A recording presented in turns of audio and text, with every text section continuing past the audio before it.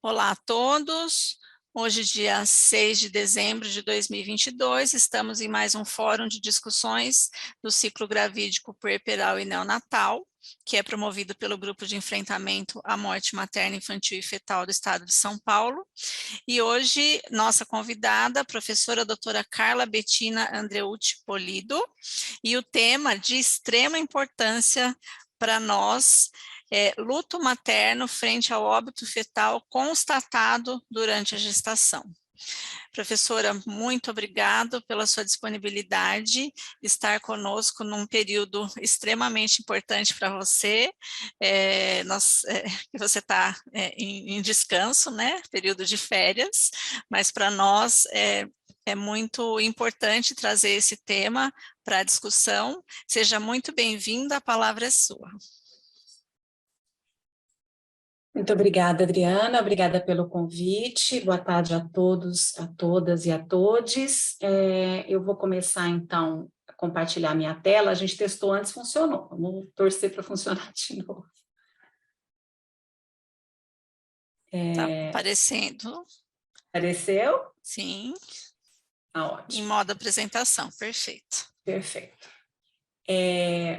Então, deixa eu só corrigir, tirar da minha tela aqui. Bom, então nós vamos falar, eu vou tentar ser breve, é um tema pesado, né? Tem bastante assunto para a gente debater, mas eu gostaria de deixar um espaço para a gente conversar no final, principalmente porque eu acredito que eu vou falar muito de experiências institucionais, né?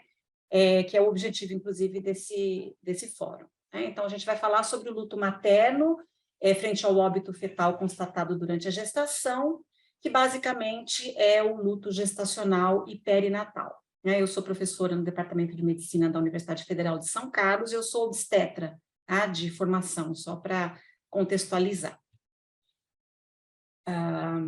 Só um minutinho que não está mudando aqui o slide, só um minuto. Pronto, foi. Eu vou começar com uma reflexão, né, da inversão da ordem natural das coisas, que quando os seus pais morrem, você perde o passado, mas quando os filhos morrem, a gente perde o futuro. É uma citação que eu gostaria que a gente estivesse lembrando ao longo da nossa conversa aqui hoje. E eu vou, toda vez que vocês virem esse tipo de letrinha na tela, eu vou estar citando falas de pessoas que eu entrevistei, que a gente entrevistou, eu e a Heloísa Salgado, psicóloga, para escrever o nosso livro sobre luto perinatal, tá? Então, essa é a Patrícia, a mãe da Dani e do Rafael, que diz que fui cuidada e me cuidei da dor da partida dos meus bebês, mas nunca consegui lidar com a dor da assistência recebida naqueles que foram os piores dias da minha vida na maternidade. Então, a gente já começa com a questão de que, além do luto, além da perda, as pessoas que perdem bebês durante a gestação ou logo depois do parto precisam lidar com a inadequação de nós, né, dos técnicos de saúde que atendemos a situação. Toda essa apresentação minha aqui vai ser baseada em dois protocolos, basicamente, internacionais, né? Um protocolo em inglês, que é esse SANDS, aqui embaixo, que existe um protocolo já há muitos anos para como as instituições, sugerindo as medidas de instituição de saúde para lidar com as perdas gestacionais. Tem também o guia canadense, e tanto o guia canadense como o guia do SANDS orientou a gente a escrever esse livro, que no final também eu vou dar o contato da Heloísa, que é a autora principal, eu fui coautora com ela, que na verdade traz tudo que eu vou falar para vocês, a gente aborda nesse livro, tentando compilar aí o que tem de prática já em instituições fora do Brasil. Bom, lembrar que a família, né, não está preparada normalmente para a morte de um bebê intraútero, né? Um dos marcos de desenvolvimento de uma família é ter um filho, e a gente também tem que lembrar, no contexto da assistência, que a gente pode estar lidando com gestação planejada e não planejada, e desejada e indesejada, e mesmo nessas situações da não planejada e da indesejada, as pessoas gestantes podem experimentar o luto quando a perda se concretiza, né? Então, a gente não pode só focar naquela perda inesperada de uma gravidez planejada e desejada. A gestação marca um período de transição, de mudança de identidade da família, né? Então, a gente tem uma nova redefinição de papéis. Existe o pai, a mãe, ou os pais, as mães, o irmão mais velho, os avós. Toda a configuração familiar é afetada pela gestação e, mais ainda, pela perda dessa gestação. A perda da morte de um bebê é um evento completamente inesperado nesse contexto, né? O óbito, então, em obstetrícia, a gente considera óbito quando tem uma interrupção de uma gestação, seja ela intencional ou espontânea. A gente também pode incluir aqui o óbito intraútero, intraparto e o pós-parto. Existem situações de luto também, quando a gente está diante de malformações, né, que podem evoluir ou não com o óbito, ou quando tem um diagnóstico de doenças incuráveis que podem ou não evoluir com o óbito. Essas são todas as situações de luto que a gente pode viver na gestação, né, em obstetrícia. Lembrar só para a definição que o óbito gestacional é o óbito que acontece durante a gestação, incluindo aqui o aborto de primeiro trimestre, e a mola idatiforme, e a gestação ectópica, né? O óbito neonatal é aquele que acontece depois do nascimento, até 28 dias de nascido do bebê, né? Quer dizer que o nenê nasce vivo e vai a óbito num tempo aí que pode ser até de 28 dias. O óbito perinatal é aquele óbito que acontece em intraútero ou pós-natal, entre 20 semanas até 28 dias. E aqui a gente está incluindo os óbitos intraparto, que geralmente são situações especialmente dramáticas. Aqui, de novo, uma reflexão do Mateus, pai de um bebê com microcefalia por Zika. Quando nasceu, foi como uma bomba. Tinha tantos sonhos. Eu queria que praticasse esportes, brincasse, fosse saudável e forte. Então, falando que o luto, na verdade, ele inclui aspectos mais amplos do que a morte, né? O luto da criança saudável também a gente precisa abordar. Esse é um relato da Ellen, de 7 semanas de gestação. Já sangrando, perguntei para o ultrassonografista se ele tinha visto alguma coisa. E ele secamente respondeu: seu útero não tem nada dentro.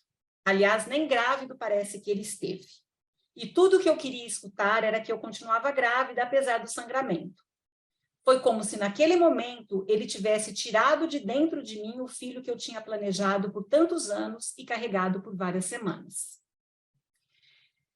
Bom, falando do ponto de vista técnico, né, a gente sabe que a gente tem já o processo de luto reconhecido como 6R, né? Então, existe um momento em que a gente reconhece a perda, reage à separação, revisa ou rememora a perda, né? E lembrar que, no caso da gestação, a gente pode ter pouco ou quase nada de concreto para revisar ou rememorar realisticamente a perda e aquela relação que mal foi estabelecida, né? Com o septo intraútero ou com o bebê natimorto ou que vai a óbito logo depois do nascimento. Tem um momento também de renunciar ao apego, né? Renunciar aos apegos anteriores, renunciar à maternidade, à paternidade planejada, sonhada e estruturada. Existe o reajustamento à nova situação, sem esquecer do que foi vivido. Existe o reinvestimento, que é começar uma nova relação. Então, esses seriam os processos já descritos com o luto adaptado para a situação do luto em obstetrícia, né? Particularmente, o passo 3, revisar ou rememorar a perda, é muito complicado na situação da perda gestacional, uma vez que houve pouco tempo para essa relação estabelecida, né, entre a pessoa que está gestando e o bebê intraútero. E a gente não pode esquecer o nosso lado, o lado dos profissionais, né, que também é uma carga muito pesada, tanto para a prática profissional como para o equilíbrio emocional dos profissionais, ter que lidar com a perda nas nossas instituições, né? Então, mesmo que a gente atenda com frequência casos de morte, a gente experimenta desconforto para comunicar a má notícia. Para falar sobre morte, a gente pode reviver experiências pessoais de perda, não necessariamente de perda gestacional, mas de outras perdas, mas também de perdas gestacionais. E a gente precisa considerar as nossas emoções nesse conjunto, né? Então, não é simplesmente acolher as pessoas que estão gestando e tiveram a perda, a gente precisa também olhar para o profissional. Se a gente não estiver saudável emocionalmente, a gente vai oferecer pouco conforto e pouca assistência técnica de qualidade para as pessoas sob os nossos cuidados, né? Então, é difícil para a equipe de maternidades lidar com o resultado negativo, né? A obstetrícia é vida, é positivo na maioria das vezes, né? E aí isso é pior quando a gente não cria esses protocolos que podem ser desenvolvidos e acolhidos dentro das nossas particularidades. Então, eu vou falar vou dar algumas sugestões para vocês, mas não são todas as sugestões que vão poder ser incorporadas por todas as instituições. A gente precisa pensar que existem particularidades e que a gente vai ter que adequar à nossa realidade, né? Para estar apto para oferecer uma assistência qualificada, o profissional também precisa de acolhimento, precisa ser formado, né? Passar por capacitações frequentes, precisa de reuniões depois que acontecem uma perda dentro da instituição, e a gente precisa se apoiar como equipe.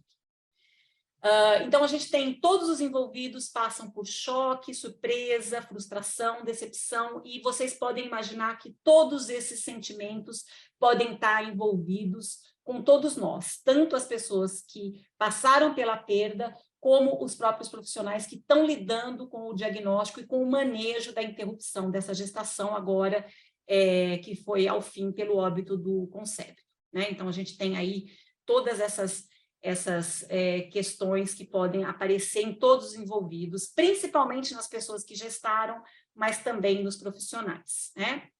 E a morte em obstetrícia, ela costuma ser um problema invisível, primeiro porque ela não é tão frequente assim, né? A gente tem uma saúde pública brasileira com tantas vulnerabilidades, então a morte de um bebê intraútero parece um problema menor, né? Então é uma questão marginalizada, oculta na agenda política, né? Para vocês terem uma ideia, as taxas de natimortalidade não foram incluídas nos Objetivos de Desenvolvimento do Milênio Sustentável, né? Os Objetivos Sustentáveis para o ciclo de 2000, que se encerrará em 2030. A gente também não tem monitorização dessa taxa de natimortalidade pelas Nações Unidas, e a gente não incluiu a taxa de mortalidade nas medidas de carga global de doença. Então, realmente é um problema invisível, um problema que parece pequeno. Existe uma crença de que a morte de um feto ou de um recém-nascido seria menos difícil de enfrentar do que a morte de uma criança mais velha. Então, a sociedade não reconhece as perdas perinatais e isso causa um silenciamento na experiência de pais e mães. E nós, como profissionais de saúde, muitas vezes reproduzimos esse silenciamento, né? Então, o luto não reconhecido é uma perda que não é ou não pode ser reconhecida abertamente, lamentada publicamente ou apoiada socialmente, né? Parece que vem alguém sempre para dizer que podia ser pior, né? Como se isso fosse algum tipo de conforto.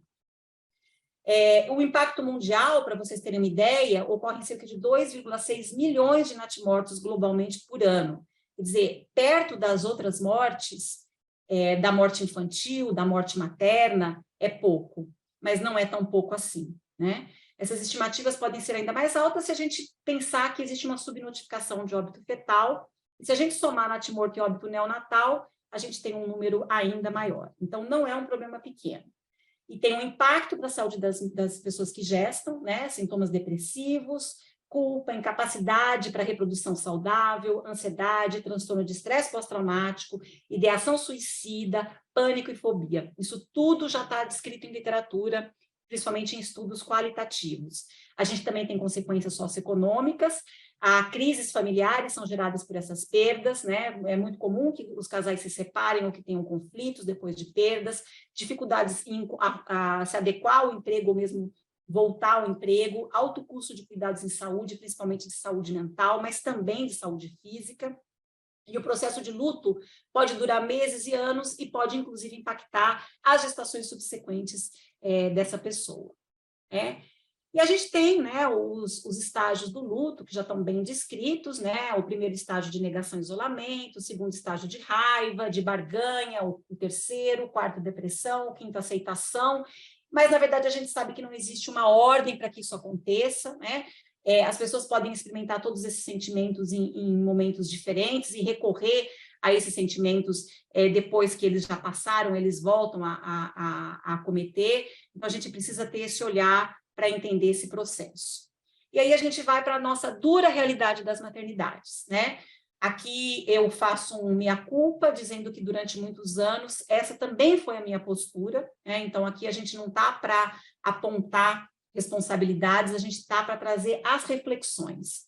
Então, as pessoas que perderam bebês são internadas em quarto com outras gestantes ou puérperas que têm bebês vivos, tá? Normalmente, a gente abandona essas pessoas porque a gente entende que, como o bebê já morreu, o cuidado para elas não é tão prioritário. Existe um atraso descaso com o tratamento, com a prescrição dessas pessoas. Existem tantas outras prescrições, por que eu vou cuidar dessa, que na verdade o bebê já morreu? A gente também, frequentemente, causa maus tratos, né, com grosseria, tratamento grosseiro, birra, cara feia, falta de vontade de ajudar. Existe o argumento de que a prioridade é para mães de bebês vivos, mães e bebês saudáveis. Existe um desrespeito, menosprezo com sentimentos e com a vivência do luto. E a gente tem, com muita frequência, a pessoa entra no quarto daquela pessoa que perdeu o bebê, sem ler o prontuário, e pergunta do bebê, ou pergunta por que ela ainda não comeu, ou por que ela está tomando aquele soro, né? Ou por que ela está em jejum, sem saber que, na verdade, se trata de uma condição de luto ou já de perda gestacional. Então, essas são queixas que as pessoas que a gente entrevistou trouxeram com frequência para a gente. Essa, infelizmente, é a nossa realidade. A Ana Clara, que tinha uma gestação ectópica, relata isso. Daí chega uma junta médica que veio falar comigo sobre o meu diagnóstico, e um médico com quem eu não havia tido contato até o momento me informou que eu iria entrar em cirurgia e tirar uma das trompas. Assim, sem me explicar nada ou dar qualquer apoio emocional. Nem grávida eu sabia que estava. De portas abertas para que qualquer pessoa que passasse ali escutasse a notícia e o meu choro. Em questão de minutos, eu descobri que estava grávida, que havia perdido o bebê, que o caso era sério e que eu precisaria passar por uma cirurgia e perder uma trompa. Bom, diante de toda essa realidade, né, esse contexto é importante, a gente tem que reconhecer que as questões são muito realistas, né? A gente tem uma proposta para atendimento depois que a gente constata o óbito, a perda gestacional, né? Todas as fotos que vocês vão ver nessa apresentação estão no nosso livro, né? São fotos que têm créditos, então eu peço que vocês não compartilhem, mas elas têm autorização para ser compartilhadas no contexto dessa discussão, tá? Então, essas fotos foram feitas por um fotógrafo paulistano, Marcelo Min, no CAISM da Unicamp, né? Então, essa é uma puérpera, uma mulher que teve um bebê morto, segurando o seu bebê depois do parto dele. A primeira regra para a gente se comportar frente ao luto, a perda gestacional, é ter empatia, né? Então, a empatia é tentar se colocar no lugar do outro. Como você se sentiria se você estivesse ali naquele momento, recebendo a notícia que você está prestes a dar?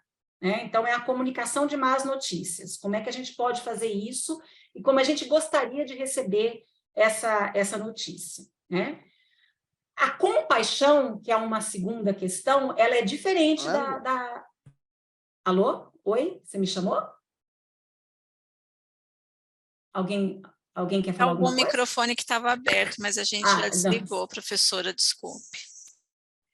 A compaixão é diferente da empatia, né? A compaixão é um comportamento e um sentimento a respeito de uma pessoa que está sob os nossos cuidados, é o reconhecimento do sofrimento, não porque você se coloca no lugar de quem está sofrendo, mas porque você reconhece no discurso e nas atitudes daquela pessoa que ela está sofrendo, e você não é pena, né? Não significa ter pena da pessoa. Você percebe que está o sofrimento sem precisar, que há o sofrimento sem precisar se colocar no lugar. Então, idealmente, a gente deve ter empatia e deve ter compaixão, tá? A Paula, mãe da Helena, que foi um óbito fetal a 36ª semana, dizia: não conhecia ninguém da equipe, mas eu sentia a tristeza de todos. Percebia a equipe de enfermagem chorando e se consolando entre si. Passaram a sonda, pegaram o acesso e o anestesista veio conversar comigo. É estranho, ninguém se apresenta. Desde a triagem até a cirurgia, eu ficava perguntando o nome de todos. Eu queria saber, perguntei o nome dele. Então, vejam como é importante a percepção da compaixão, né? As pessoas se compadecem, quem está sendo cuidada percebe a compaixão, e isso é positivo, mas a gente tem como melhorar isso criando a empatia. sempre perguntar. Isso é uma outra coisa que a gente, como profissional de saúde, faz muito pouco. A gente sempre faz um pré-julgamento, a gente sempre acha que a gente sabe o que é melhor para a pessoa e que a gente sabe como ela deve reagir ou como a gente deve abordá-la, né? Então, em vez de presumir o que é melhor para aquela pessoa ou para aquela família, a gente deve primeiro informar, primeiro fornecer as informações necessárias, as opções que ela tem, e aí a gente pode perguntar o que essas pessoas desejam fazer dali em diante, e a partir daí a gente vai estabelecer os nossos pactos, de novo, dentro das nossas realidades em cada instituição. Eu me recordo de que eu não tinha pressa para que tirassem o Gustavo de mim, e isso era uma vontade muito grande das pessoas no hospital na hora. Todo mundo queria vir ali, cortar o cordão, levar ele embora, queriam tampar com lençol, não queriam nem me deixar ver. Então, era uma coisa assim, sabe? Eu peguei meu filho, eu rezei com ele, eu e o Léo, nós temos até uma foto do momento e com um sorriso no rosto, porque eu falei assim, Léo, a gente vai olhar para essa foto, talvez daqui a alguns anos, talvez daqui a alguns meses, e a gente vai lembrar que nosso filho vai ser uma rédea transformadora das nossas vidas.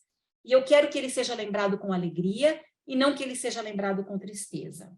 Essa foi a Lília, mãe do Gustavo, que foi um óbito fetal intraparto. Nunca julgar, né? Isso é uma outra coisa. A Fátima, mãe do Daniel, que foi um óbito durante o trabalho de parto com 42 semanas, ela relata o seguinte: quando uma das pediatras que atendeu o Daniel foi no quarto e nos falou a real situação dele, falou de uma forma como que nos culpando por aquilo, que era aguardar as 42 semanas de gestação. Até porque quando fizemos uma escolha, é sempre pensando no que consideramos ser a melhor delas. E tínhamos onde nos embasar para tal. Então, depois que o fato aconteceu, esse julgamento, essa culpabilização da pessoa que gestou, infelizmente, é uma prática muito comum entre profissionais de saúde, né? Então, a gente também deveria questionar essa nossa postura, especialmente quando a gente não foi perguntado sobre essa responsabilidade, né? E especialmente quando a pessoa está vivendo o luto da perda. A gente tem que lembrar que nasce uma vez e morre uma vez. Para nós, aquela é mais uma situação triste vivida no cotidiano da prática. Mas para aquela família, provavelmente é a primeira e talvez a única. A gente lembra que a média de filhos dos casais brasileiros é 2, é menos de 2 hoje em dia. Pelo menos pelo último IBGE, que está um pouco atrasado, vamos ver o que o novo vai trazer. Mas, então, são duas experiências daquela, de nascimento, que aquela família provavelmente vai ter. E aí, se uma delas já foi marcada pelo luto, aquilo é 50% das experiências de parentalidade daquela família, e a gente precisa respeitar isso. Por mais que o nosso dia a dia esteja corrido, por mais que a gente esteja acostumado, entre aspas, que a gente não deveria se acostumar a conviver com a morte na nossa rotina. E uma fala que eu também trago no nosso livro é que as gestantes referem que viveram os piores dias das vidas delas quando elas enfrentam a perda gestacional. Esse também é um bebê natimorto, é o Martim. E aí, a gente pensando nisso tudo, depois que a gente escreveu, fez as nossas entrevistas com as pessoas que viveram esses lutos, e não se enganem, o grande disparador disso foram nossas experiências pessoais também, depois de chegar um tempinho eu posso falar sobre isso para vocês.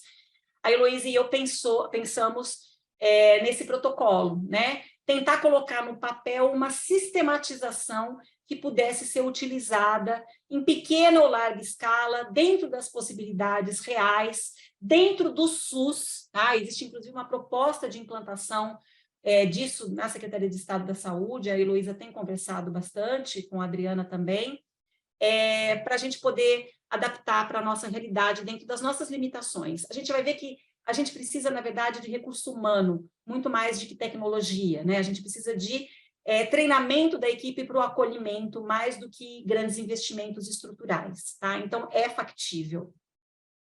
Lembrando que a gente tem vários protocolos que a gente tem nos nossos hospitais para lidar com incêndio, para lidar com acidente pérfuro-cortante, para lidar com emergências como a do Covid, para lidar com transferências de emergência de bebês recém-nascidos. Então, a gente precisa também ter um protocolo para lidar com a perda gestacional, né, com o luto. A gente precisa encarar essa situação como uma situação que precisa de um protocolo, que precisa de um fluxo de atendimento, né, de toda a equipe. Então, a gente precisa reconhecer que é necessário treinar os profissionais e as equipes, a gente precisa ter ações que sejam rápidas, coletivas e homogêneas, que não podem depender de plantão. No plantão do dia tal funciona, no plantão do dia tal não funciona, não. A gente precisa criar protocolos e fluxogramas que devem ser específicos para o local que a gente trabalha, com todas as limitações que a gente tem localmente, né? A gente tem que considerar, para a criação desses protocolos, a organização da maternidade, o esquema de plantão, a flexibilidade de adaptação às necessidades e perspectivas de cada família. Então, as ideias que eu vou trazer aqui, elas podem ser disparadores. Vocês podem usar 100%, vocês podem usar 10% e vocês podem criar outros protocolos específicos para os contextos de vocês. O que a gente precisa ter é algum tipo de protocolo. E a gente baseou a nossa sugestão no protocolo paciente, traduzido do inglês SPIKES, que é um protocolo originalmente criado para a abordagem de pacientes oncológicos, pacientes com câncer, né? E aí a gente fez algumas adaptações para a obstetrícia, né? Então, na verdade, é quase um mnemônico. Eu vou detalhar o que seria para a obstetrícia, né? Preparar e acessar. A gente precisa procurar saber o quanto a família sabe sobre a condição da gestação ou do bebê e o quanto ela deseja conhecer nesse primeiro momento. A gente precisa garantir a privacidade para essa conversa, oferecer uma cadeira. Então, veja, a privacidade não precisa ser uma sala separada, mas precisa ter um ambiente de conforto, né? Uma cadeira, um copo d'água, talvez, uma caixa de lenço de papel, porque existe muito choro envolvido. Esse tipo de atitude dá início à segunda fase do protocolo, né? Aí a gente vai fazer o convite à realidade, ao convite à verdade. Indique, no caso da família, desejar ser atualizada sobre as condições da gestação ou do bebê, que essa condição é preocupante. Nesse momento, podemos utilizar frases como lamento, não tenho boas notícias. Aí você espera um pouquinho para que a família se manifeste, indicando que está preparada para ouvir as informações que virão a seguir. Informar, nesse momento, a realidade da condição de saúde da gestação ou do bebê deve ser delicadamente exposta. Esse momento pode não acontecer imediatamente após o convite à realidade. A gente, às vezes, precisa esperar a sinalização de prontidão da família para que ele aconteça. A não ser que as medidas de emergência tenham que ser discutidas. Então, tem que fazer alguma coisa de urgência, aí a gente pode ter que fazer na sequência imediata, senão a gente pode postergar. Lembrar que a emergência aqui é o atendimento à saúde mental das pessoas envolvidas, muito mais do que a emergência física orgânica. Pode ser que a emergência física orgânica exista, e aí a gente vai priorizá-la. Acessar as emoções. Quando o entendimento da situação acontece, a família passa a manifestar essas emoções. A equipe deve estar preparada para a escuta de lamentações, sem procurar justificar ou responder a cada uma das colocações dos pacientes. A gente deve acolher as reclamações do sofrimento de forma empática. Gente, a nossa proteção legal é o registro em prontuário de tudo o que aconteceu. Não é discutir com a pessoa que perdeu o bebê e com a família dela se a gente errou ou não errou no protocolo, tá? No atendimento. Nesse momento, existe a responsabilização da equipe, isso faz parte do momento de luto. A melhor atitude que a gente pode fazer é ficar em silêncio e escutar. A gente precisa dar esse tempo. De novo, não vai ser batendo boca com a família ou com a pessoa que perdeu o bebê que a gente vai reverter qualquer impacto negativo que eles podem ter sobre a equipe, né? Isso é natural. O problema, na maioria das vezes, não é a equipe. E mesmo quando é a equipe, a nossa proteção não vai ser nessa discussão. A nossa proteção vai ser no registro técnico do prontuário, de todo o sequenciamento do diagnóstico, do acompanhamento e das intervenções que foram necessárias para a resolução da gestação. Então, não adianta bater boca, tá? Vou ressaltar bem isso, porque a gente tem uma atitude, porque a gente também fica abalada, a gente também procura justificativa, a gente também se questiona se a gente não errou. Então, se a gente assumir nesse momento uma atitude agressiva, a gente vai estar criando um muro contra a nossa boa relação com os familiares. Então, é muito importante que a gente tenha serenidade de ouvir, de acatar e entender que eles são a parte fragilizada. Nós também somos, mas a fragilidade deles, a vulnerabilidade deles é muito maior. Não abandonar o paciente. A gente precisa deixar claro para a família que a equipe vai continuar oferecendo cuidado a todos, incluindo o bebê, até o fim de todos os procedimentos necessários, respeitando as escolhas e adequando à realidade institucional. A respeito às escolhas também passa pelo que é possível fazer dentro da nossa instituição. E a gente precisa verbalizar e explicar isso também para todo mundo. A gente precisa traçar uma estratégia, explicar detalhadamente todos os passos, todos os procedimentos que podem ser realizados a seguir, perguntando sobre as escolhas e preferências da família, quando for possível, né? Quando estiver dentro da nossa realidade. Deixar claro que a gente vai continuar dando suporte nesse momento difícil. Então, lembrar da empatia e da compaixão durante todo esse processo, tá? Então, a gente não, quando a gente vai comunicar adequadamente a uma notícia, a gente não pode privá-lo de informação. Por outro lado, a gente também não deve dar informação de uma vez, idealmente a gente deve dar informação conforme solicitado. A família muitas vezes precisa de um tempo para elaborar, e muitas vezes elas vão perguntar a mesma coisa milhões de vezes. E é muito importante que a equipe esteja sintonizada e que a gente saiba sempre falar a mesma resposta, para não ter conflito de informação, né? A privacidade, de novo, na maioria das nossas maternidades SUS, não é possível que a gente tenha uma sala para conversar separadamente com a família. Às vezes na UTI tem, né? Mas muitas vezes essas perdas acontecem no pré-parto, né? Acontecem na internação clínica da gestante, né? Acontecem na admissão. Então, essa privacidade, ela vai ser garantida com uma cortina, com uma cadeira, com algum tipo de conforto no ambiente e não necessariamente uma sala privativa quando não é possível. É lógico, se for possível, por favor, né? A gente precisa do planejamento para o nascimento. Vamos fazer quais são as estratégias. Se não tem urgência, também, se o feto já morreu, a pessoa grávida não está numa emergência clínica, a gente tem tempo para planejar esse nascimento, não precisa ser imediato, né? Esse tempo é importante para a gente deixar tudo muito bem desenhado. E a gente precisa tentar garantir uma experiência o mais próxima possível da normalidade. Então, essa questão de tratar o óbito intraútero como tira o bebê da mãe, não deixa a mãe ver o bebê, não deixa para seda durante o trabalho de parto, isso não é saudável, né? Em algumas situações a gente vai precisar fazer isso, mas normalmente a experiência mais próxima possível da normalidade permite uma elaboração mais satisfatória do luto em médio e longo prazo, embora em curto prazo pareça ser mais traumático, né? A velocidade da resolução de uma gestação interrompida deve atender a emergência clínica, sempre, mas também as urgências da demanda da família. Só que a nossa ansiedade enquanto profissionais deve ser trabalhada por meio de protocolos e pactos de conduta clínica que nos protejam de agir ao primeiro impulso. Por mais misericordioso, eu não gosto muito dessa palavra, que isso possa parecer, no sentido de vamos fazer uma cesárea para resolver a questão o mais rápido possível, tá?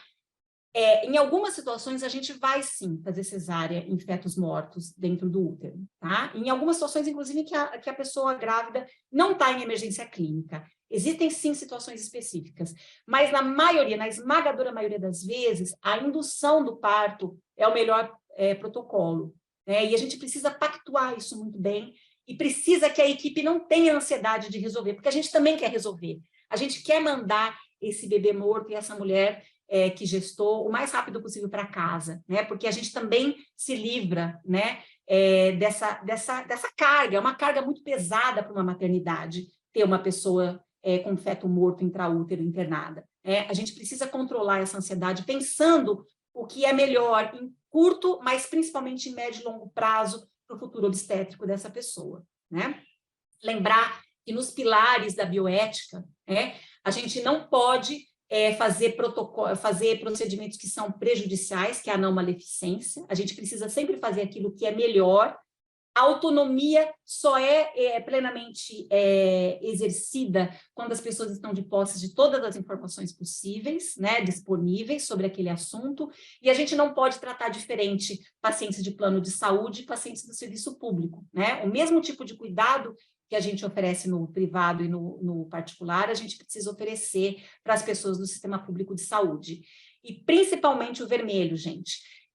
A gente tem que ter um equilíbrio entre os três ou quatro pilares, aí, dependendo do autor, né? Porque não há eficiência e beneficência, tem alguns autores que defendem que é o mesmo conceito, né? Na verdade, a gente precisa ter um equilíbrio entre esses pilares da bioética, mas principalmente a gente não pode fazer procedimentos que são claramente que envolvem riscos em curto, médio e longo prazo, mais claramente para essas pessoas. Tá? Eu estou falando aqui no caso da cesariana. A Clarissa, mãe do Martim, que foi um dos bebês que vocês já viram a foto, foi um óbito intraútero, né? Pós-fertilização in vitro. Ela fala, deram-me a opção de voltar para casa e esperar pelo trabalho de parto.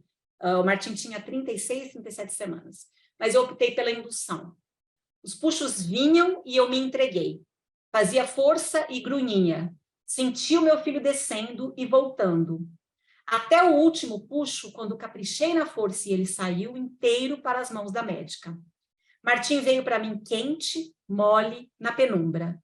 Ele era a cara do pai. Estava morto, mas era lindo e bizarramente cheiroso. Tinha a boca rosa e perfeita. Eu queria beijar aquela boca, eu queria botá-lo no meu seio. Fiquei com ele ali apertado contra mim. A experiência de parir fetos mortos, bebês mortos, ela é muito poderosa. E a gente não pode privar essas pessoas dessa experiência, a não ser por motivos muito justificados, sejam de saúde física ou de saúde mental, que fique bem claro.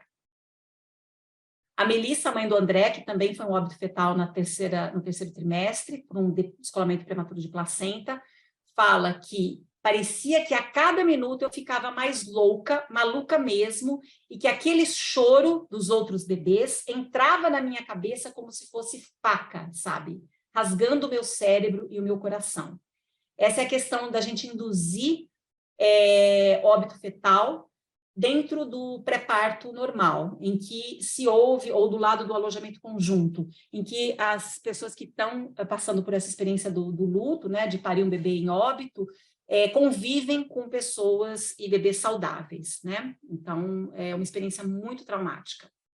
A gente precisa ter esse espaço individual, e esse espaço precisa ser estendido no puerpério. A gente não pode esquecer do puerpério, tá? Que provavelmente ainda é um momento mais difícil, né?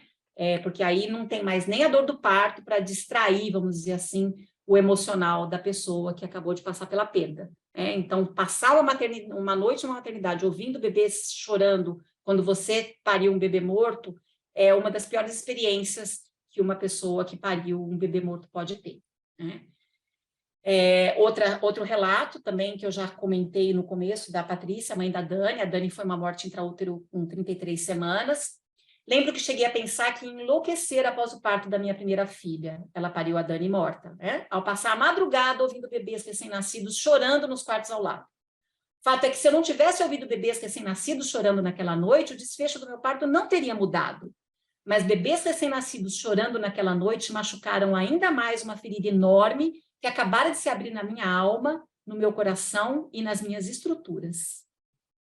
Então, vocês vejam que quanto o cuidado institucional, o cuidado profissional pode piorar a percepção dessa experiência da perda. Né? Então, essa é a nossa obrigação, minimizar as repercussões da perda. E isso passa pela forma como a gente vai prestar esse cuidado. A gente deve sempre encorajar a mãe e a família para ver o bebê. Essa é uma outra coisa que aquela palavra que eu não gosto lá, do misericordioso, a gente acha que a gente está poupando a pessoa quando a gente não entrega o bebê morto para ela, né? Então, a Melissa, mãe do André, que foi um óbito fetal na 36ª semana por um DPP, fala que eu me lembro bem quando a médica veio e me falou, você quer vê-lo? E eu falei, não é mais ele que está ali. E no momento eu não quis vê-lo. Depois de uns 2 dias, quando eu realmente comecei a entender o que tinha acontecido, o que eu estava vivendo, é que eu me arrependi de não tê-lo visto. Eu queria ter visto e pensava que eu nunca iria ver o rosto de uma das pessoas que eu mais amo nessa vida. Então, um primeiro impulso, muitas vezes, elas não querem ver o bebê. Então, essa conversa a gente precisa ter antes, e a gente precisa ter algumas horas, a gente precisa deixar algumas horas para oferecer de novo esse contato, se no primeiro momento elas recusaram. Tá? E isso precisa passar pelos protocolos institucionais. Né? Qual que é a pressa de encaminhar o corpo desse bebê para os próximos passos dentro da instituição? Né? Não tem essa pressa, né? Não deveria ter. Encorajar a mãe e família a explorar o bebê, permitir que fiquem de novo com ele pelo maior tempo possível. A Fátima, mãe do Daniel, aquele óbito de 42 semanas, ela fala depois que ela teve contato com o Daniel. Depois disso, segurar o bebê não tem o mesmo encanto. Parece que surge um medo de perder aquela sensação que ficou gravada da pele lisinha, do peso dele nos meus braços, da temperatura, do cheiro, do cabelo macio. Se eu fechar os olhos, eu consigo reproduzir perfeitamente essas sensações. A gente tem que lembrar que no pós-parto imediato, a gente tem toda a questão do neuroendócrina, né? Da puérpera, do organismo puérpero, que vai estar aberto para essas sensações. Então, aquela sensação de contato com o bebê recém-nascido, seja ele vivo ou morto, ele vai fazer um imprint emocional para aquela pessoa que gestou e que acabou de parir. Então, essa experiência é uma experiência que é importante e que vai ajudar na elaboração do luto no caso da perda gestacional. Então, de novo, a gente precisa muito pensar em privar as pessoas dessa oportunidade de ter mais elementos para lidar com o luto, para criar essas memórias, que, embora no primeiro momento são muito dolorosas, em médio e longo prazo, elas vão ganhando um outro significado. Obviamente, continuam dolorosa, mas tem um significado diferente. Né? Para vocês terem uma ideia, na Inglaterra, eu não lembro agora se essa foto é da Inglaterra ou do Canadá, mas a gente tem, na verdade, até instituições que têm berços que resfriam o bebê, para deixar o bebê em mais tempo, para conservar o corpo do bebê, para deixar mais tempo em contato com a família. Não estou dizendo para fazermos isso, só trouxe essa reflexão, porque essa é uma questão cultural, né? É uma questão que existe, toda a questão climática também brasileira, mas eu estou trazendo para vocês experiências de outros países em como se valoriza a manutenção desse contato com o bebê que nasceu morto, ou que morreu intraútero ou que morreu logo depois do parto, esse contato com a família para a elaboração do luto, como isso é valorizado. Né? De novo, não é para a gente fazer isso aqui, mas para vocês terem ideia do que são essas experiências em outros países. Né? A gente precisa, quando a gente não dá o bebê imediatamente para a pessoa que pariu, ou mesmo quando a gente deu e tirou e vai devolver esse bebê para a pessoa, a gente precisa preparar esse bebê e preparar a família. Né? Então, preparar a família, dizer para a família como esse bebê está, às vezes se tem alguma malformação, se está macerado, né, por causa do tempo de óbito intraútero, se tem alguma alteração morfológica que é importante a gente preparar, né? Então, preparar a família para receber o seu bebê, limpar o bebê, tirar sangue, geralmente a gente tira, né? Mas a gente não tira o cheiro dele, né? Lembrar que a maioria desses óbitos, eles são não tem infecção, né? Eles são assépticos, né? Existem os óbitos que foram sépticos, e aí a gente pode pensar em limpar um pouco melhor esse bebê, mas geralmente o cheiro deles é importante por causa da questão hormonal para a mulher, para criar essas memórias, né? Perguntar para a família se ela quer escolher a roupa para vestir o bebê, então não necessariamente usar uma roupa do hospital, e vestir o bebê por completo, inclusive com fralda, gorro, manta, né? Não é trazer enrolado só no campo cirúrgico, levar no bercinho, chamar pelo nome e não abandonar, né? Ver como é que a família vai lidar com esse contato com o bebê morto, né? A gente precisa estar perto. Eu lembro de só voltando nesse último slide, eu lembro de um bebê mal formado que nasceu comigo e que a gestante, a puérpera, ela não queria ver o bebê, e eu fui explicando para ela, né? Era um bebê que tinha malformação de membros, né? E eu fui explicando para ela o que ela ia ver, e ela resolveu ver o bebê, pegar o bebê, e quando ela pegou, era uma menina, e ela falava, a minha filha é linda, a minha filha é maravilhosa. Então, a gente precisa entender que mesmo uma recusa inicial, ela pode ser trabalhada, e é lógico que a gente não vai impor esse contato, mas a maioria das pessoas, quando você oferece esse contato e argumenta um pouco, elas acatam, e isso costuma ser muito benéfico, embora muito doloroso e muito triste para nós também que estamos assistindo essas cenas, né? Aqui é uma proposta, né, que o grupo inglês traz, que é a criação da caixa de memória. Então, a instituição cria uma caixa com os pertences do bebê. Aqui eu vou detalhar um pouco mais para vocês tudo que são isso, mas a impressão plantar, né, fotografias, às vezes, dependendo do tipo de instituição, até Bíblia, né, cartas da equipe, manuais de como lidar com o luto, contato de grupos de apoio, né, a roupinha que o bebê usou quando foi para o quarto. Tudo isso a gente pode colocar na caixa de memória, né? Então, aqui são algumas sugestões: cortar uma mecha de cabelo do bebê, digital de pé e mão, fotos, a primeira roupa, as pulseiras da maternidade, cartões escritos pela equipe, folhetos de orientação no processo de luto de grupos de apoio e pós-parto. A Fátima, de novo: por que não oferecer a foto, dizer que ela vai ficar arquivada no hospital e que, se um dia os pais quiserem, podem ter acesso? Achei válida porque eu mesmo não entendia nos primeiros dias como alguém poderia querer uma foto assim. Então, mesmo que eu tivesse retratado o bebê, não sei se teria trazido para casa inicialmente. Mas hoje eu gostaria muito de ter esse registro, e então saberia onde poderia encontrar. Então, fazer a foto, inclusive para documentação da perda, né, e arquivamento do hospital. E um dia, se a família quiser, a gente pode ter essa foto disponível para compartilhar. Mas para a equipe, para o nosso arquivamento de documentação, também pode ser interessante, né? Um outro passo é a questão da apojadura, lembrar que essas pessoas que pariram bebês mortos também vão ter apojadura, também vão ter a descida do leite, né? E aí a gente tem um relato da Perla, que é daqui de Araraquara, mãe da Heloísa, do Grupo Transformação de Araraquara, se alguém conhece, tá? Na quarta-feira à noite, a minha doula foi em casa e fez uma massagem no meu peito para sair o excesso de leite. Não era uma ordenha.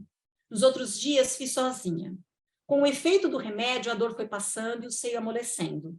Para falar a verdade, eu queria que demorasse para secar. Queria me sentir poderosa, pelo menos nisso. Olha só quanto leite, e que dó ter que secá-lo. Será que não poderia doar? É uma dúvida que tenho até hoje. Sempre lembro desse processo do secar o leite como uma das coisas mais difíceis que passei. E me pergunto muito por que não colocaram esse remédio na receita dos medicamentos que eu deveria tomar após a alta, ressaltando que era para tomá-lo caso houvesse necessidade. Então, aqui a gente tem dois problemas, né?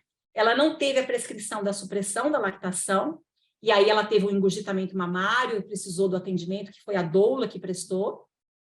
E aqui ela faz um questionamento: mas será que eu não posso doar esse leite? Será que algum outro bebê não pode se beneficiar disso?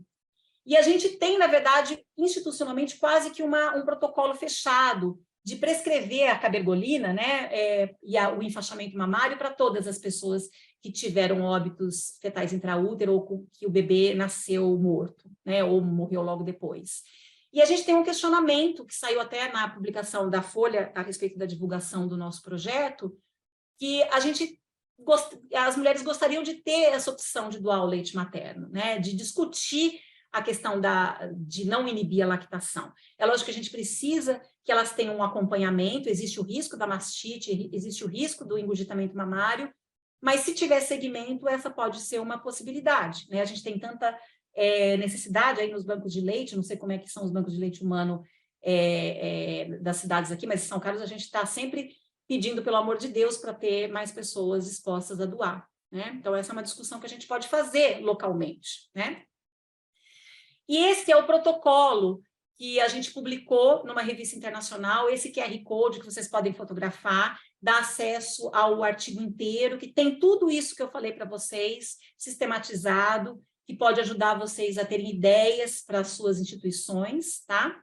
Está em inglês o artigo, mas é fácil que a gente traduza e entenda todas as nossas propostas, né? É um artigo, de novo, que é de acesso livre, não precisa pagar para conseguir ler, para utilizar. Faço um convite aí para todas as instituições que tenham conhecimento desse artigo.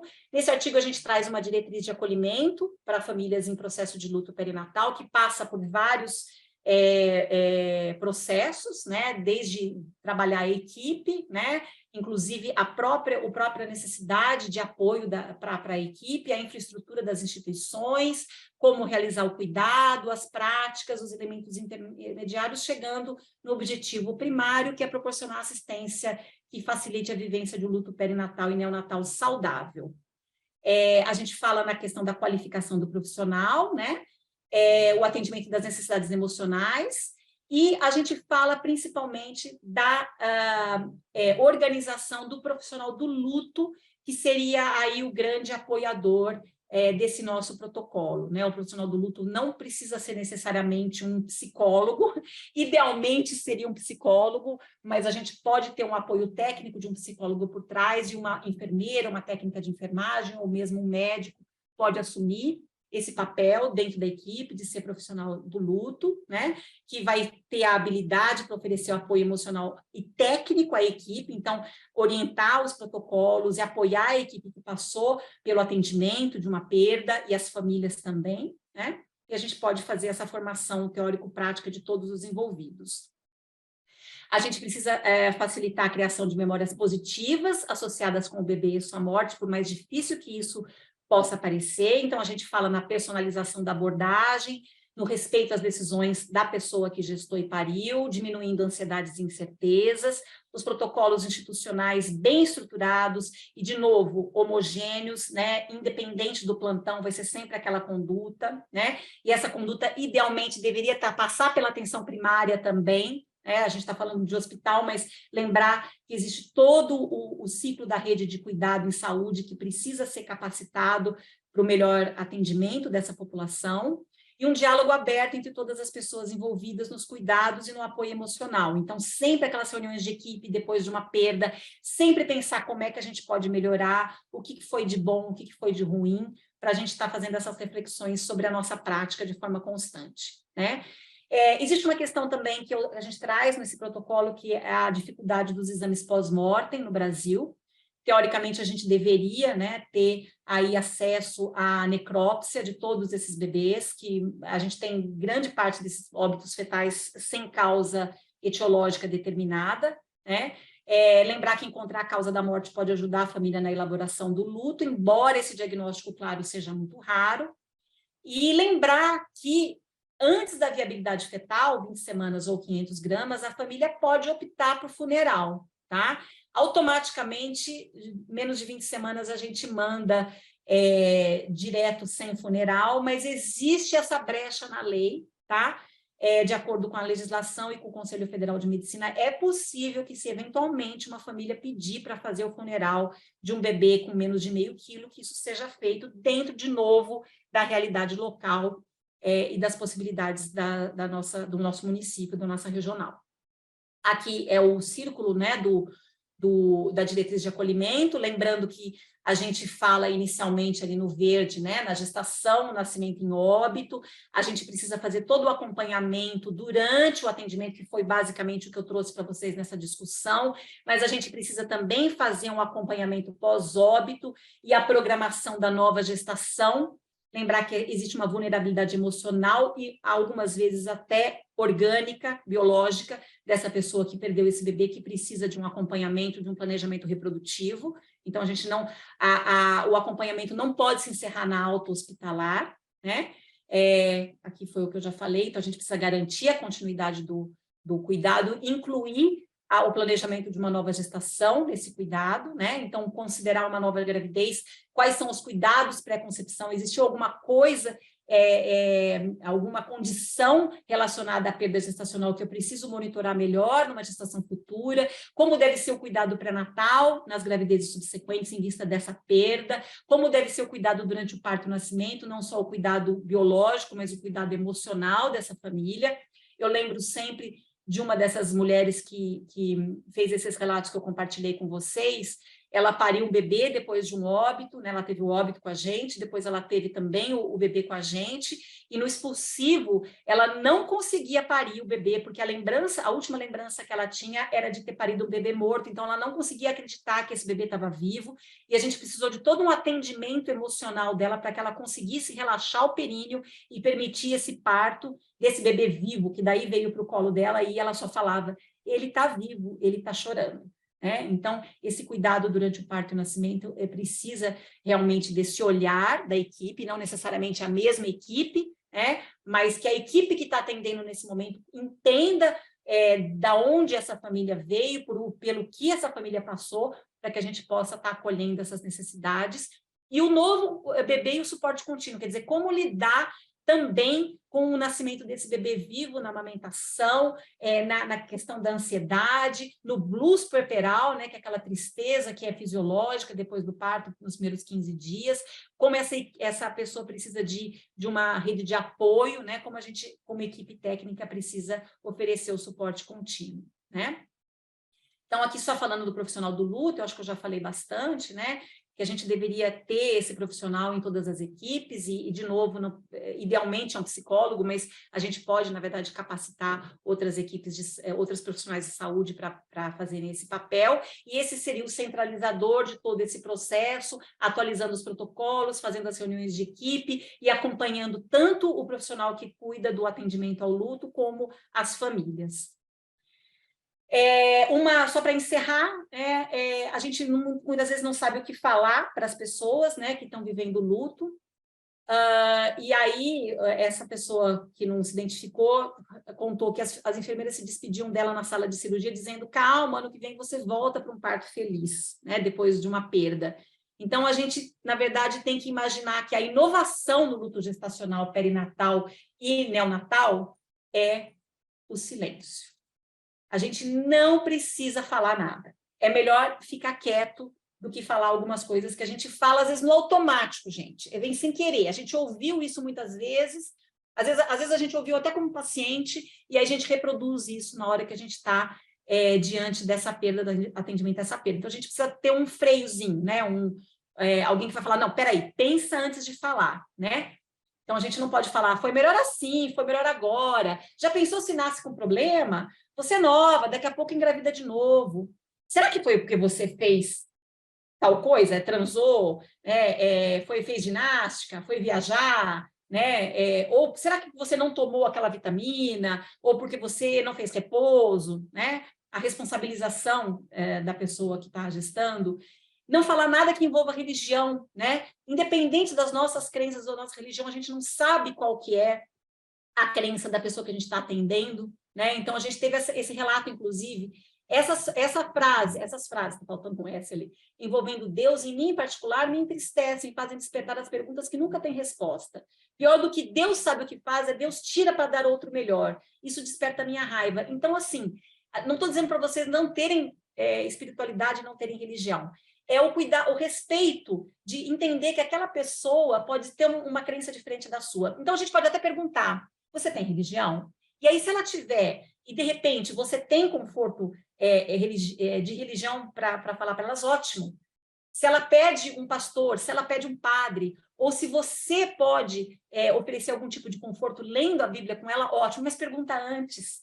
É invasivo você oferecer esse tipo de conforto sem entender o que a pessoa tem como crença, como valor próprio, Lembrar que o foco é ela e não as nossas crenças nesse momento, A gente vai para o nosso cantinho e reza com as nossas dores de estar atendendo essa situação, mas não impor as nossas crenças para as outras pessoas, Lembrar que quando o luto se estende, quando ele é complicado, a gente tem que se preocupar em que situações a gente deve encaminhar para um profissional de saúde mental, Quando a pessoa enlutada não consegue se afastar do luto, começa e não consegue experimentar a retomada da vida, quando não se aproxima do luto, segue como se nada tivesse acontecido, então aquela pessoa que parece que está tudo bem, Quando tem surgimento de sintomas que pioram a cada dia, então a pessoa vai cada vez mudando o comportamento, afundando aí num isolamento ou numa euforia excessivas.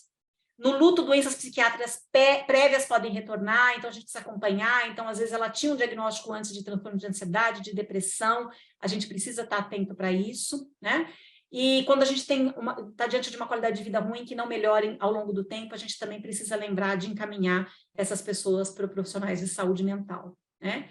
O apoio ao luto deve ser fornecido ao longo de todo o processo de cuidados e deve seguir durante o processo de morte do bebê e após a morte, se estendendo aí para a atenção primária em saúde. Aqui eu trago o contato da Elo, para quem quiser informações sobre o livro, tá? E eu já passei para vocês também o link do nosso artigo, tá? Depois vai estar disponibilizado também pela Adriana. Lembrar, para encerrar, que países lutados nunca se esquecerão da compreensão, do respeito, do calor e da cordialidade que receberam dos profissionais e dos cuidadores. Essa lembrança pode se tornar tão duradoura e importante como todas as outras memórias de sua gravidez perdida ou da breve vida do seu bebê. Obrigada, gente.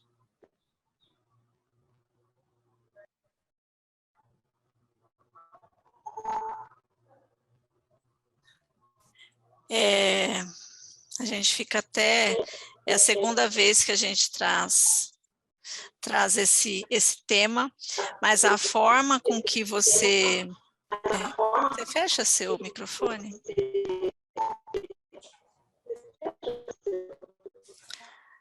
A forma com que você abordou esse tema hoje é difícil dizer se eu ouvi como gestora, como profissional que atua na ponta, ou se eu ouvi como mãe. Então, é um misto de sensações o tempo todo, né? Vontade de chorar, horas vontade de rir, porque ouvir a percepção de um profissional médico e professor, né? O quanto vocês prezam por essa constituição, essa capacitação de nós profissionais, e o quanto nós temos que aprender, né, professora Carla, dizer que nós falamos muito da questão, né, de qualificar a assistência, de produzir cuidado, mas em que momento a gente constrói isso? Até que momento a gente constrói isso?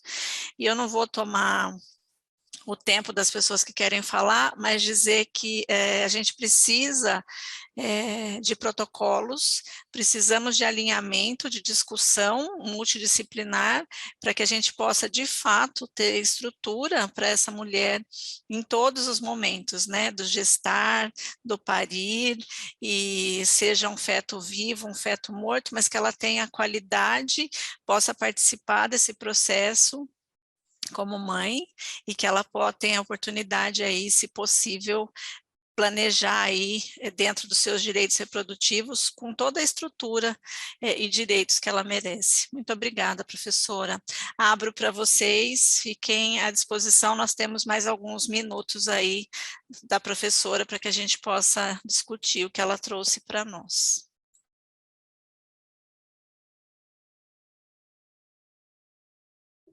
Adriana, eu vou passar depois para você, só antes do pessoal abrir para pergunta, eu passo depois para você tanto o link do artigo como o contato da Heloísa, tá? Eu passo por WhatsApp e aí você pode mandar por e-mail para as pessoas, acho que fica mais fácil. Janete, do DRS4, Baixada Santista, está de mão levantada, por favor, Janete.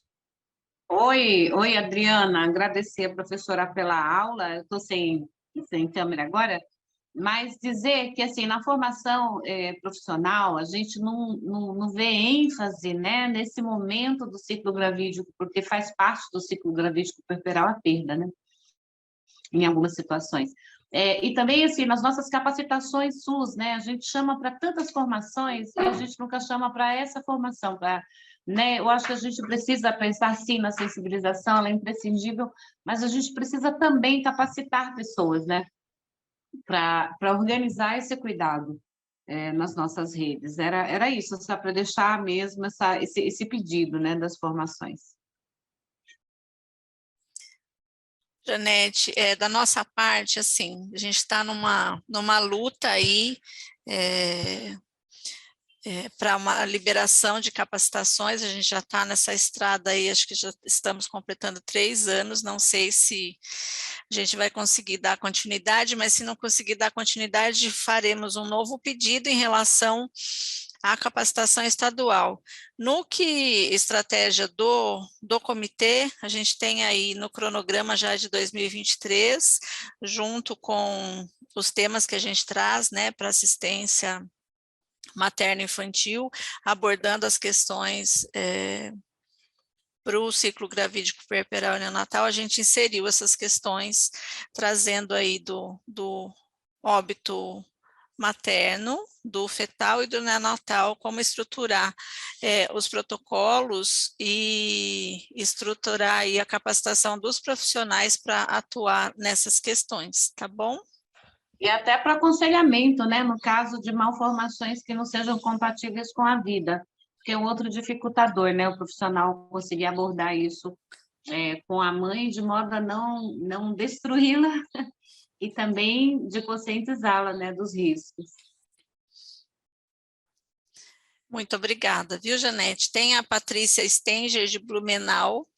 Este tema é realmente muito importante para ser debatido. Nós, profissionais, precisamos de apoio, sim. Hoje trabalho com uma equipe maravilhosa, compartilhamos as dores e cuidamos uns dos outros.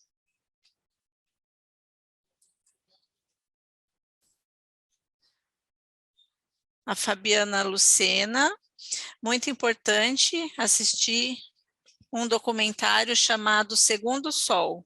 Acho que todos e todas profissionais deveriam assistir. Quer falar, Lucinéia? Tudo bem?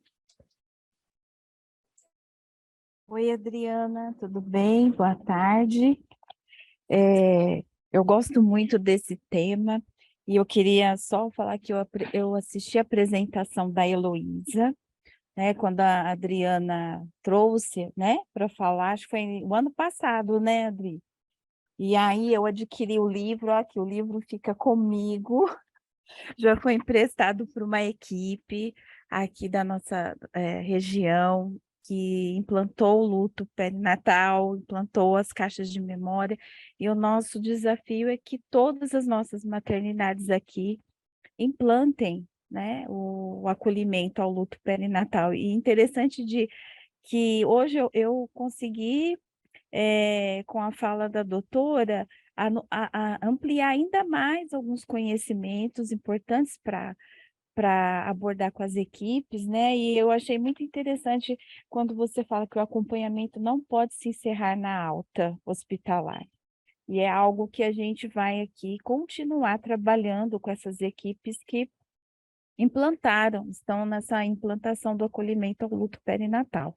Então, parabéns, doutora. Acho que esse tema ele sempre tem que a gente tem sempre que apresentá-lo, né? Porque é algo que em cada momento a gente vai aprendendo mais um pouquinho sobre ele. Então, parabéns aí pela apresentação, aprendemos mais um pouco e assim, faço propaganda que as equipes comprem o livro, é maravilhoso, muito bom e vai ajudar muito aí no processo de qualificação dessa área, né, do luto perinatal, tá bom? Obrigada, Adri, mais uma vez, um tema muito relevante e parabéns, viu? Contribui muito. Obrigada. Obrigada, na realidade, a professora Carla, que trouxe de novo a abordagem do tema.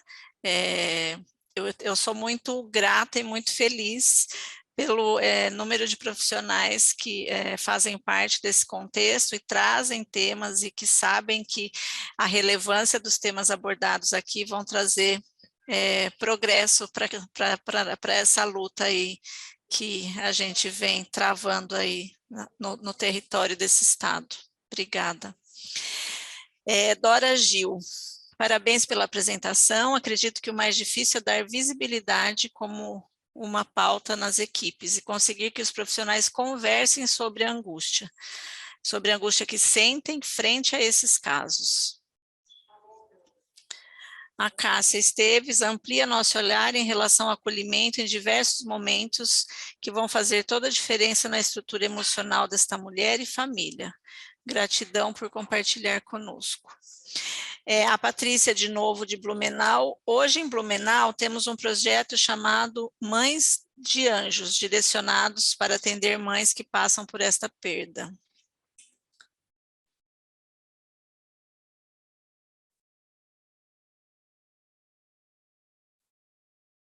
A Sheila, eu não sei o que, acho que é Sheila do Geral de Taipas, né, Sheila? Boa tarde, tivemos uma outra apresentação que também abordava o cuidado da família nos casos dos fatos com malformações. Acho que Este é tema fetos. mexe muito, e sempre dentro da equipe a mulher irá eleger um profissional para se abrir e ser a fonte de informação e consolo. Acho que ela está falando sobre designar uma pessoa responsável, né, professora? Sim, fetos também com malformação, né? Ela quis dizer. Sim, desculpa, eu li fatos, é verdade, fetos.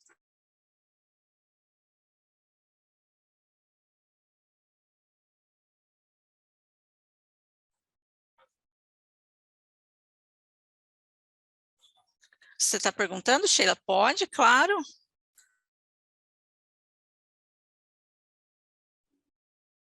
Oi, boa tarde. Desculpa, o corretor mudou ali, mas são os fetos realmente com uma formação. Recentemente, a gente atendeu uma paciente no hospital e foi exatamente isso, né? Ela fez um vínculo com uma enfermeira e era para essa enfermeira que ela perguntava. Mas, assim, como é que vai ser a indução? Como é que vai ser depois? Eu vou enterrar, não vou enterrar, né? E aí você vê que ela acaba fazendo um vínculo com um profissional e esse profissional vira a luz do fim do túnel dela durante todo esse processo, né? Assim, eu sou enfermeira obstetra, já tenho mais de 10 anos e eu ainda não aprendi a lidar direito com isso, né? Cada bebê, eu passo pelo mesmo processo com a família, assim, é muito complicado. A gente precisa realmente discutir isso, a gente precisa realmente capacitar a turma que assiste, né? Essa fase que é muito mais delicada, eu acho que é muito mais cheio de significado, né? Para uma família, na verdade, não é nem só para a mulher, nem só para o companheiro, mas é para a família de um modo geral, né? Muito obrigada por trazer esse tema de novo, muito parabéns. As apresentações com relação a esse tema realmente nos fazem pensar todo esse processo novamente. O que a gente pode fazer ainda para melhorar este processo, né? Então, acho que é isso, gente.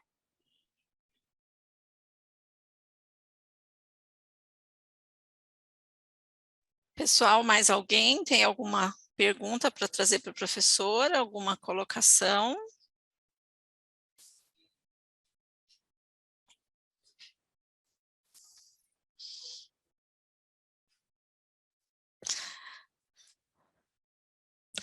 Bom, eu vou passar as considerações finais para a professora Carla e dizer que o silêncio diz o quanto a gente precisa se aproximar dessa questão, né?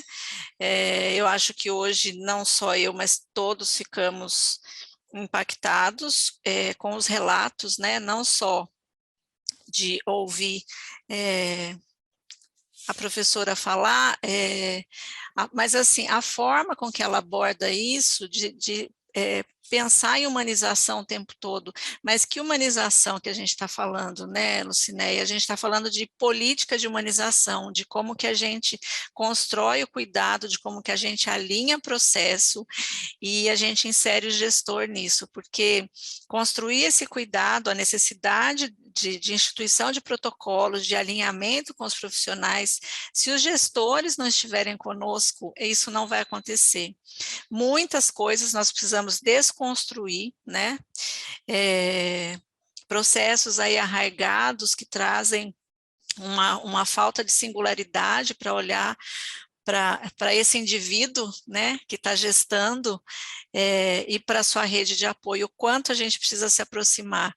E eu acho que a falta de perguntas é isso, o quanto a gente precisa olhar. Eu já estou na área da saúde há 34 anos, e o quanto eu me vi desconhecendo muitas coisas. Eu trabalho, vocês sabem disso, a gente trabalha nessa questão de qualificação da assistência, de conduzir, produzir cuidado, mas fazer a progressão e a continuidade desse cuidado, mas o quanto ainda nós temos por fazer. Sheila, sua última chance de falar aqui. Vou passar para você e depois a gente vai para o final, pode falar. Outro dia, boa tarde a todos. Eu trabalho num hospital, num dos hospitais que a gente é um enfermeiro, né? Normalmente sou eu no meu plantão, que a gente é que libera o corpo. Eu sou de NEL, né? Então, outro dia aconteceu um episódio que nunca havia me acontecido e, na verdade, a família quis fazer uma videochamada com quem estava em casa na liberação do corpo.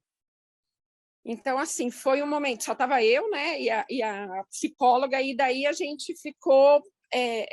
como é um tema ali, você com a família, é uma coisa. Agora, foi difícil, porque eles queriam... Como que eu ia falar que eles não poderiam fazer, porque o pai fez a chamada de vídeo, e daí, na hora que ele abriu a câmera, a gente estava no necrotério, né, da instituição, e tinha criança, quem estava em casa? Estava tio, vó, e tinha criança também, então foi uma situação, assim, bem difícil mesmo para a gente. Aí a psicóloga conversou, eu conversei, né?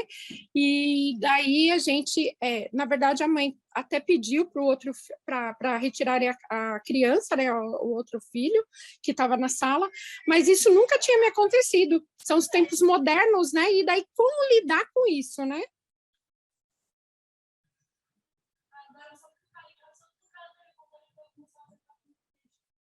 Oi, Sheila. Na verdade, a gente tem que individualizar, né? Então, o ideal é que a pessoa fale para você: eu quero fazer um vídeo, eu quero mostrar essa liberação do corpo para as outras pessoas da minha família, é um direito que ela tem, né? E aí você pode dizer, só que nós vamos estar mostrando o cadáver de um bebê, nós estamos dentro de um morgue, né? Então tem uma mesa de alumínio, não é um acolhimento adequado, é isso mesmo que você prefere fazer. E aí, assim, é uma questão de, se não existe um impedimento institucional, né? Se não existe uma proibição da instituição, porque existe uma questão de filmar o atendimento em saúde que é ilegal, né? Assim, você não pode, por exemplo, filmar o atendimento da recepção numa unidade de saúde, ou mesmo da coleta de exames, isso é tudo proibido, né? Existe a Lei Geral de Proteção de Dados, enfim. Então, isso tem que ser pactuado. A gente tem que falar, na verdade, minha gata passando aqui, essas coisas de fazer home office, né? A gente tem que falar, explicar isso, né, que existem limites legais, mas, ao mesmo tempo, a gente tem que encontrar, talvez, um meio termo de respeitar. Então, às vezes, ele quer fotografar o bebê, e aí a gente pode embrulhar o bebê, deixar que ele fotografe numa condição aí que não seria tão, vamos dizer assim, que não exporia nem a instituição, nem os profissionais de saúde, e ele é um livre-arbítrio que a família tem para quem vai ver, né? A gente acha que é inadequado que crianças vejam, mas às vezes naquele contexto isso para eles faz todo sentido. Então a gente tem que também fazer, são situações que precisam ser decididas no momento em que elas acontecem, né? A ideia, na verdade, é você ter um protocolo que é o mínimo, mas a gente vai ter sempre coisas que vão ser oferecidas a mais ou a menos, dependendo de cada caso, né? E, de novo, a gente precisa estabelecer o que é o limite da nossa instituição, da nossa equipe, né? Não tem como a gente ultrapassar isso seria uma agressão para os profissionais de saúde também. Só que a gente tem que ter tranquilidade de explicar isso para a família, respeitando o momento que eles estão passando, que é um momento de luto, de dor, em que eles têm atitudes impensadas. Então, às vezes, até você sentar e explicar é o que ele precisa para mudar de ideia, né? Ou não, né? Mas aí ele vai concordar com as suas limitações, com as limitações da instituição. Então, é sempre o diálogo, né? Eu imagino a situação da Sheila, pensar, ter que ter um imediatismo ali para analisar a situação, permito ou não permito. E depois colocar isso na roda para discutir, né, Sheila? Nessas situações, dentro do protocolo, se acontecer, o que nós vamos fazer? E aí, eu acho que eu adoro essa palavra, que é singularizar cada caso, né? Você olhar para o contexto da família, olhar para a situação, quem eram as pessoas que ele gostaria de mostrar o filho, talvez o irmão, qual era a distância, né? Quais as condições sociais, econômicas que envolvem essa família aí, que não permitiriam que ela estivesse junto com esse bebê que não poderia voltar para casa com eles. Então, acho que é um contexto extremamente delicado e que aciona a necessidade de empatia, né, Sheila? O quanto a gente precisa ter isso enquanto profissionais, e isso é muito difícil no dia a dia. A gente fica muito no trabalho mecânico, né, e acaba tirando essa humanização do cuidado. Então, acho que trazer esse contexto, não sei, não vou nem te perguntar se vocês autorizaram ou não o pai fazer a chamada, mas é uma questão que, até de ter um termo, falar, ok, a gente autoriza vocês fazerem a chamada, mas vocês vão assinar um termo de que vocês quiseram fazer essa chamada, porque tem essa questão de proteção do profissional e da instituição, né? Eles têm direitos, mas têm deveres também, então, nada que um alinhamento dentro do protocolo, nem que fosse posteriormente colocado, não os permitisse de fazer a ligação para poder conhecer o bebê que tinha acabado de nascer sem vida. Bom, acho que não temos mais perguntas, então agora, dona Sheila, eu vou me despedir, vou passar as considerações finais para a professora, agradecendo a paciência e presença de vocês que estiveram conosco até este momento, numa discussão tão importante, o grupo de enfrentamento à morte materna, infantil e fetal, agradece demais a presença da professora Carla, um tema que nós vamos ter que trazer mais de uma vez, em mais de um contexto, não só trazer na discussão deste fórum, mas no contexto da própria vigilância, vigilância epidemiológica e não do óbito, né, o quanto a gente presta assistência e diante dessas ocasiões que a gente não pode evitar, o como proceder. Dito isso, eu quero passar as considerações finais para a professora, e mais uma vez, gratidão, professora. Obrigada, Adriana. Não, eu acho que a gente já falou tudo, né? Eu só queria agradecer de novo o convite, me colocar à disposição, se vocês precisarem que a gente discuta isso num outro momento, né?